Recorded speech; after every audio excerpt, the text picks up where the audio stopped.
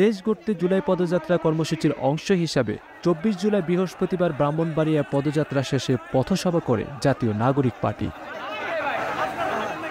এর আগে ব্রাহ্মণবাড়িয়া সার্কিট হাউসে জুলাই গণ অভ্যুত্থানের শহীদ পরিবারের সদস্যদের সঙ্গে সাক্ষাৎ ও সংক্ষিপ্ত বৈঠক করে এনসিপি নেতারা।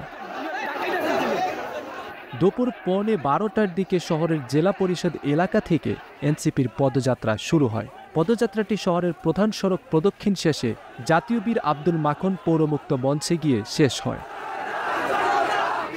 পদযাত্রা শেষে পথসভায় বক্তব্য দেন দলটির কেন্দ্রীয় নেতারা।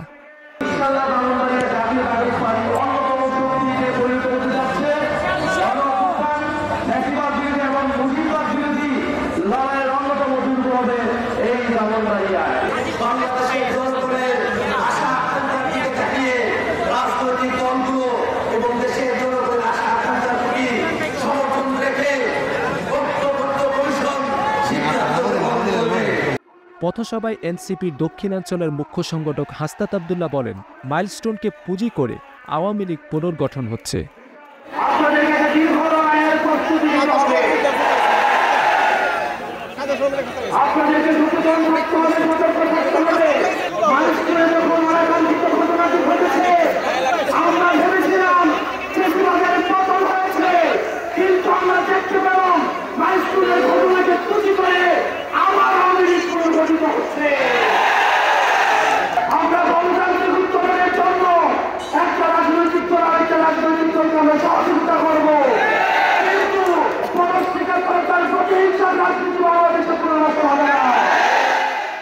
পথসভা শেষে এনসিপির নেতারা পদযাত্রা নিয়ে সরাইল বিশ্ব রোড হয়ে হবিগঞ্জের উদ্দেশ্যে রওনা হন।